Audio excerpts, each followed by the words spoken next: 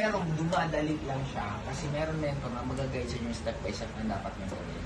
Kaya mas magiging madali ang success nyo magpag-guide kayo, matuto kayo makinig, maging honest kayo, and stay as long as possible muna sa akin.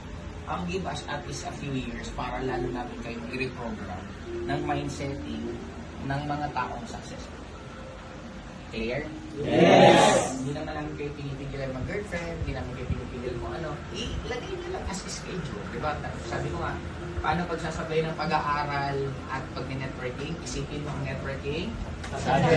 Paano ipagsasabay ang love life, ang networking sa aral, nag-aaral? Isipin mo ang love life. Schedule din. Lagay mo lang oras ng schedule. Lagay mo yung kung may religion ka, anong religion mo, love life mo, pamilya mo. Pero syempre, ang pinakadadamihan mong schedule, yung nagpapasok ng pera. Kasi baka ini-schedule mo kay friend, 3 days kami na girlfriend ko. 2 days kami ng family ko. Di ba? Halos wala ka ng trabaho. Hindi ka pa pwedeng umabot sa yon. Pero pag malaki ng group nyo, tumikita ka ng malaki, pwede. Pagdating ng oras, baka 6 days ka, puro family, love, tapos 1 day ka lang magtatrabaho. Pwede yun. Kasi ako dumating din ako sa point na ganun, trabaho ko na lang tumaway. Pupunta ko sa office, mga 700 ang attendees.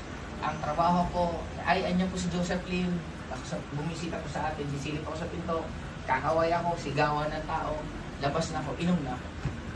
Kaya dumating ako sa point na ganun ng trabaho. Kaya, aabot yan. Kailangan nyo lang muna magsipag-sangay, magtanim na magtanim, hanggang pag ang dami nyo nang magtanim. Sunod, tuloy-tuloy rin. Thank you, Chris.